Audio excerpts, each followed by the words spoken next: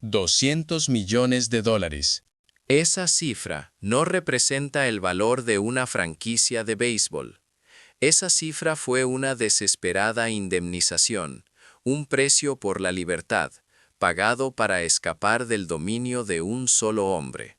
Bienvenidos. Lo que hoy vamos a desvelar no es una simple noticia deportiva. Es el dramático relato de cómo una organización gigantesca se pudrió desde dentro y se vio obligada a extirpar su propio corazón en un intento de salvación. El mundo del béisbol se quedó en silencio, y los aficionados de todo el planeta contuvieron la respiración ante la impactante noticia. Steve Cohen, propietario de los New York Mets, había tomado la decisión de vender la franquicia. El acuerdo se cerró por una suma sin precedentes en la historia del deporte, $5.200 millones. Pero detrás de este número histórico se oculta una sórdida telaraña de ambición y la corrosiva presencia de un jugador cuya influencia estaba destruyendo la estructura misma del club. Es difícil de creer, pero lo que estamos a punto de contar es el registro de una silenciosa violencia que tuvo lugar tras la deslumbrante fachada de las Grandes Ligas. El equipo de los New York Mets siempre ha vivido en la vorágine, pero el caos actual es de una naturaleza totalmente diferente. Desde el instante en que Steve Cohen anunció oficialmente la finalización de la venta, el panorama de las mayores cambió por completo. Ni siquiera la oficina del comisionado de la MLB pudo detener esta situación. Se supo que bajo la mesa existían ofertas de clubes de la Premier League inglesa, y aunque las negociaciones se rompieron una vez por las diferencias de precio, la venta se aceleró a una velocidad inaudita. ¿Por qué? La respuesta se encuentra en el terror reflejado en los rostros de los directivos el día en que se reveló el nuevo propietario. ¿Qué estaba sucediendo realmente detrás de esos $5.200 millones? Al conectar los testimonios de múltiples fuentes internas, emerge un patrón aterrador. Era una enfermedad que avanzaba lenta pero inexorablemente, manifestándose desde el momento en que cierta estrella emergente, un bateador de talento sobrenatural, trascendió el estatus de simple jugador para coronarse como el monarca absoluto del clubhouse. Hubo un tiempo en que el vestuario de los Mets rebosaba de vitalidad, pero de un tiempo a esta parte, el silencio se había apoderado del lugar. Durante las reuniones de equipo, si se estaba debatiendo una jugada y el jugador en cuestión intervenía, el ambiente se congelaba. Se cuenta que él interrumpía las declaraciones de los demás para sentenciar: dejen de hablar de trabajo en equipo. Todos sabemos quién mantiene a este equipo en pie. Veteranos curtidos que llevaban años en la organización, como Jeff McNeil o Starling Marte, se veían obligados a tragar sus palabras ante su actitud dominante. Un miembro del cuerpo técnico confesó después con voz temblorosa: desde ese comentario, el vestuario estaba muerto. Los jugadores jóvenes tenían miedo incluso de cruzar miradas con él, y renunciaron a expresar sus opiniones. Habían aprendido que la única opción segura era el silencio, pues cualquier desacuerdo era interpretado instantáneamente como una rebelión contra la estrella. Incluso Francisco Lindor, el capitán designado, se mostró impotente ante esta estructura pervertida. Escogió deliberadamente permanecer en silencio para evitar que la tensión escalara aún más y el equipo se desintegrara por completo. Lindor es un hombre inteligente. Sabía que un enfrentamiento directo en ese momento solo empeoraría las cosas. Fue una decisión dolorosa, nacida de la necesidad de supervivencia. Sin embargo, irónicamente, su silencio eliminó el último freno que contenía el creciente autoritarismo del jugador dominante. La reprimida furia de Lindor era un reflejo de su intensa alarma. La organización de los Mets estaba siendo invadida desde dentro. Todos se daban cuenta de que la situación era insostenible, pero nadie podía detener al monstruo. La grieta decisiva se hizo visible con la salida de Pete Alonso.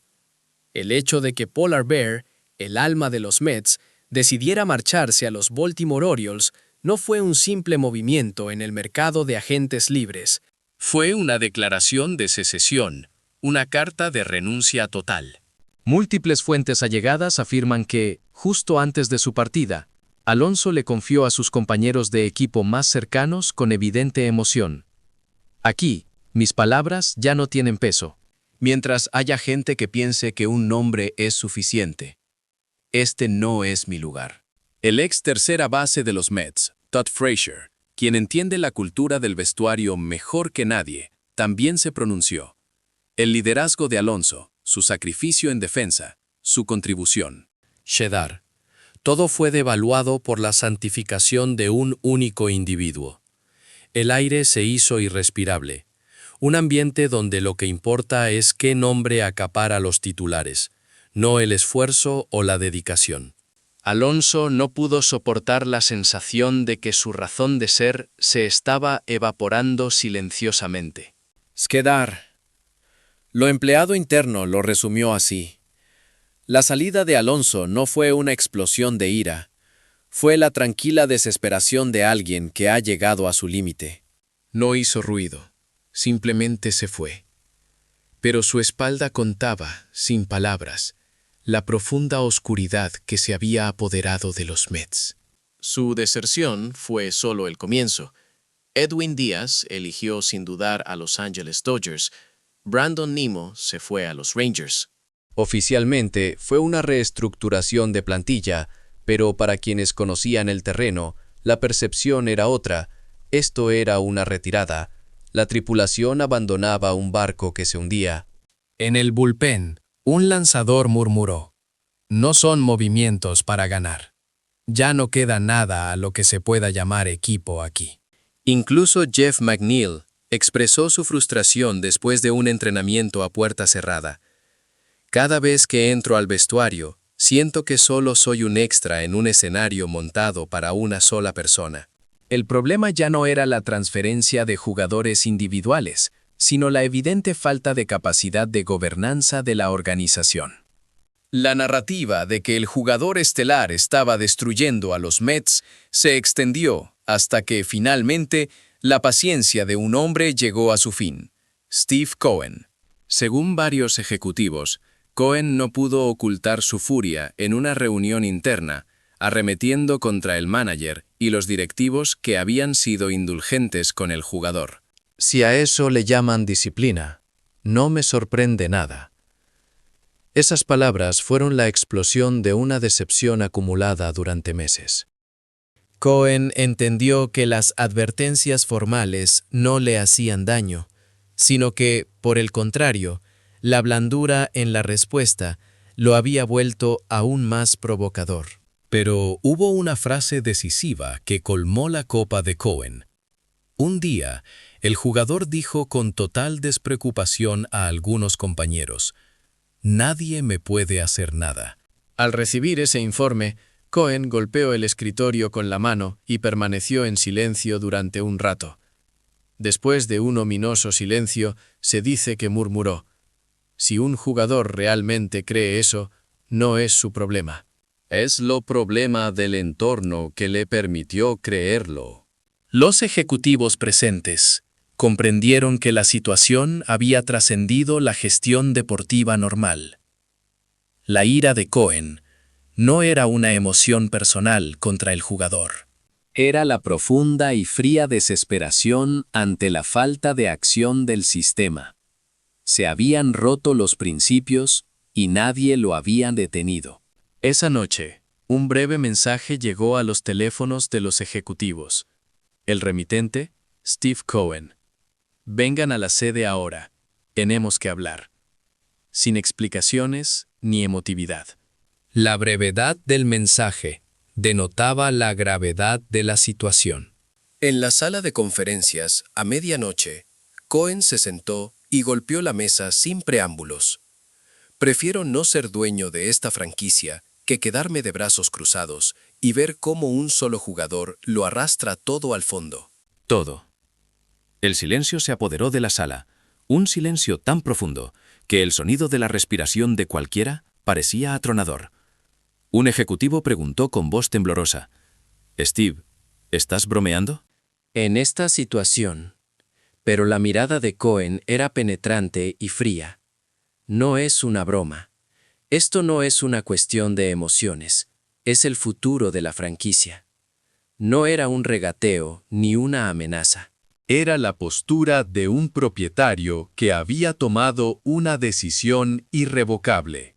El director general, David Stearns, intentó organizar la situación, pero Cohen negó con la cabeza. No voy a culpar a nadie por haber llegado hasta aquí, pero si seguimos así, el club sufrirá daños irreparables. Y pronunció la frase definitiva. Si esta situación continúa, este jugador arrastrará a los Mets al fondo del mar y nadie podrá reflotarlos. Era una determinación que nunca se había expresado en público. Me retiro. Y voy a invertir en otro lugar. Un lugar donde la palabra confianza todavía funciona. Un ejecutivo se levantó de un salto para protestar. Otro se agarró la cabeza, suplicando, pero Cohen no miró a nadie, limitándose a mostrar que su decisión era inquebrantable. La reunión terminó sin acuerdo. Solo quedó el peso del silencio y la premonición del fin de una gran franquicia. A la mañana siguiente, un terremoto sacudió el mundo del béisbol. Steve Cohen presentó formalmente a la oficina del comisionado la solicitud de venta. La valoración de $5.200 millones no era una reacción emocional, sino una declaración de colapso con efecto legal. Andrew Friedman, presidente de operaciones de los Dodgers, reaccionó a la anomalía diciendo, «Había cosas que hacer antes de vender el equipo. ¿Por qué ceder la franquicia entera?» Pero fuentes de agentes, conocedoras de los contratos, señalaron la cruda realidad. El contrato del jugador dominante era tan fuerte que era prácticamente imposible de rescindir unilateralmente. Si se intentaba, se enfrentarían a penalizaciones astronómicas y a un pantano de litigios. En esencia, los Mets estaban acorralados, sin vía de escape. Horas después de la solicitud de venta, el teléfono de Cohen sonó. Era el comisionado de la MLB, Rob Manfred. «Steve, necesito confirmación. ¿Es esto real? No es un rumor. Es una decisión». El tono de Manfred se endureció. «Si es verdad, esto no es solo un problema de una franquicia. Se convierte en un precedente extremadamente peligroso para toda la MLB. Una franquicia gigante desaparece por la arrogancia de un solo jugador. Si eso se permite, el orden y la confianza de la liga caerán en picado». Manfred imploró que reconsiderara. «Rob, no estoy vendiendo porque ese jugador no batee. El problema es que el equipo, la organización, se está asfixiando desde dentro por una arrogancia consentida. La confianza se perdió hace mucho tiempo. No hubo compromiso, ni tregua». Inmediatamente después de colgar, Manfred convocó una reunión de emergencia. Los ejecutivos de la MLB estaban furiosos. Se cuestionaba el fundamento de quién controlaba el juego. Y a última hora de la noche, la historia tomó un giro inesperado. Cohen recibió una llamada internacional desde Londres. Al otro lado, un consorcio de inversión deportiva gigante, involucrado en múltiples clubes de la Premier League inglesa. Su voz era sorprendentemente tranquila. «Entendemos el problema, pero no es terminal». Para ellos, los Mets no eran una franquicia a punto de colapsar, sino un activo global rediseñable. En el fútbol europeo, es común que el poder de una estrella distorsione la organización, o al revés, que el sistema absorba a la estrella. Ellos sentenciaron, él no es el centro, es el objeto de reestructuración.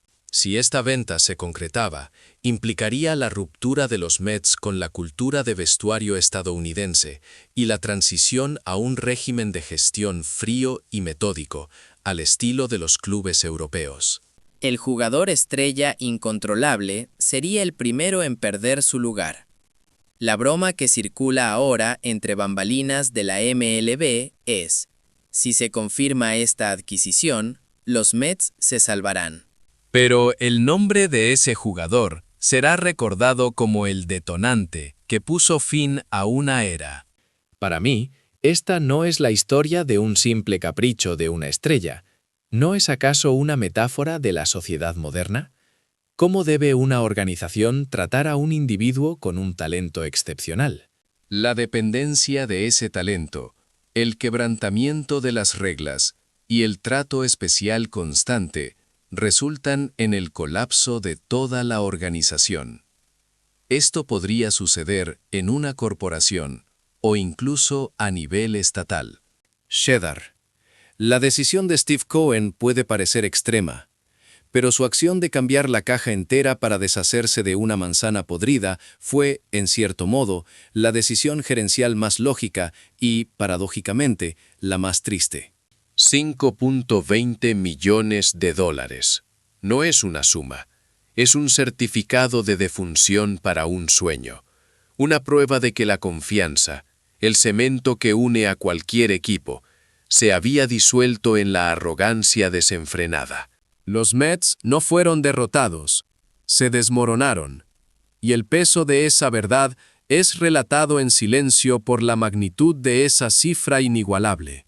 El colapso de los Mets es una tragedia que no solo surge de la arrogancia de una estrella, sino de la cadena de silencios cómplices que la rodeó. El silencio no es neutral. Siempre toma partido por el más fuerte. Esa es la lección que debemos extraer de esta narrativa.